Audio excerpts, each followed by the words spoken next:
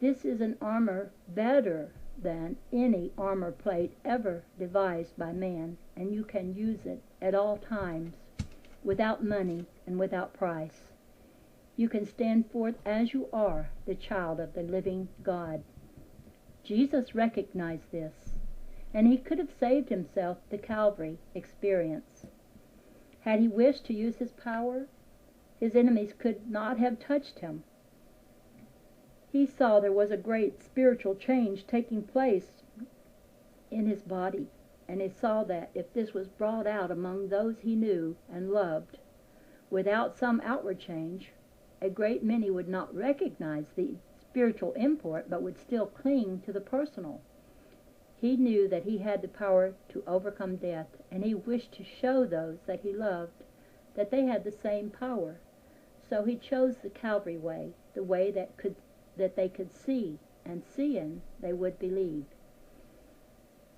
He also wished to show that he had so perfected his body that should his enemies take his life, as they looked upon life, and place his body in the tomb, and roll a great stone thereon, the last limitation that man could put upon it, still he, the true self, could roll away the stone and raise his real or spiritual body above all mortal limitation.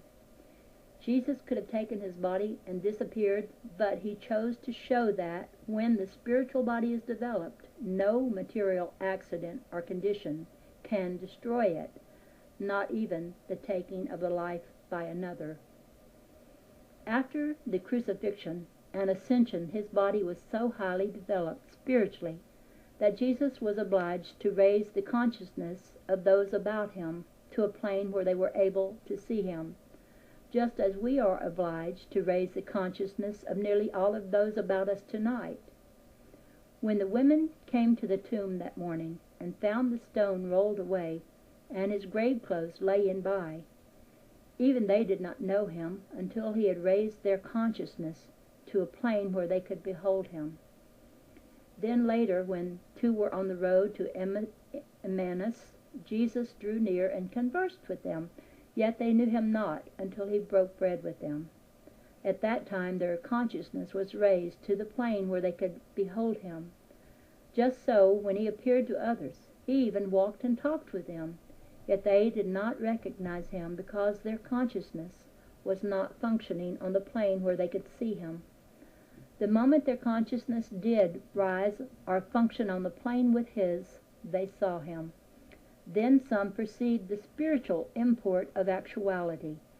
They saw the deep meaning underlying it all. They knew, yet with all this a great many did not believe in him, because they had not yet attained a plane in consciousness where they could see or perceive the underlying spiritual meaning. Then the veil of mystery drawn by man's mortal perception was removed, and the veil of the temple was rent in twain from the top to the bottom. The consciousness was attained that death had been overcome, and that not only death, but all man-made mortal limitations could and would be overcome by coming up over them or raising our consciousness to the plane on which they can no longer be seen and therefore do not exist.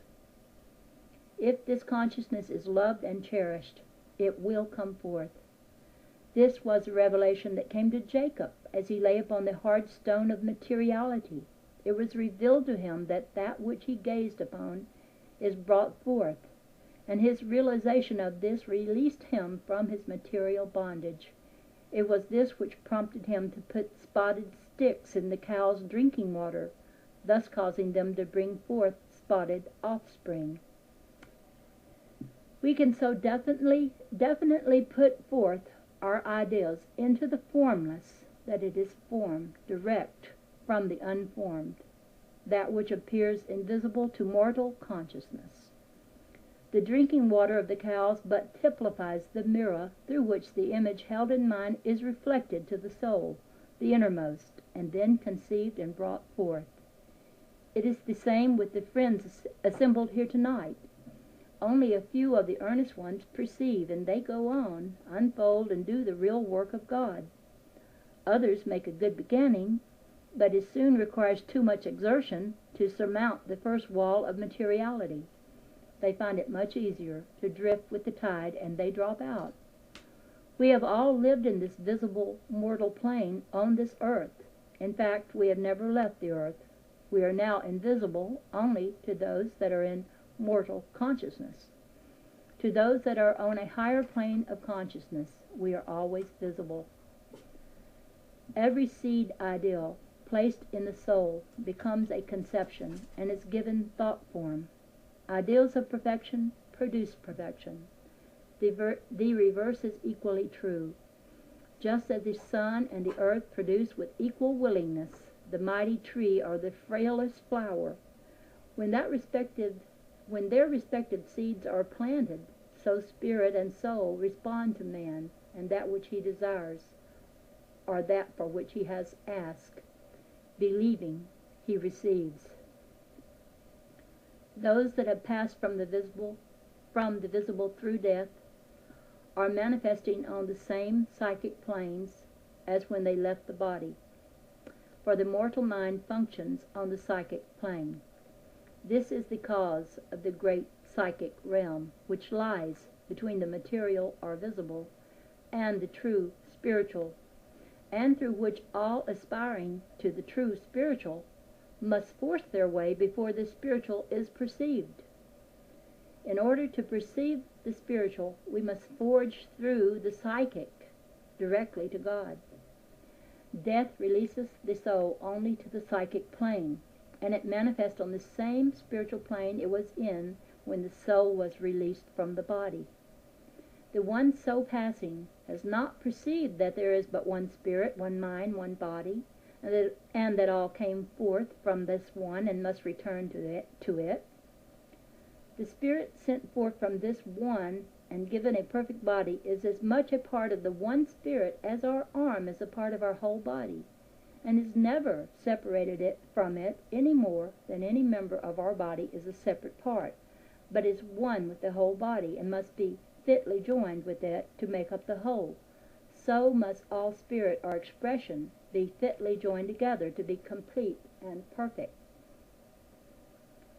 They shall all be gathered together in one place, means that we shall be conscious that we are one expression of the divinity, and all from the same source, God.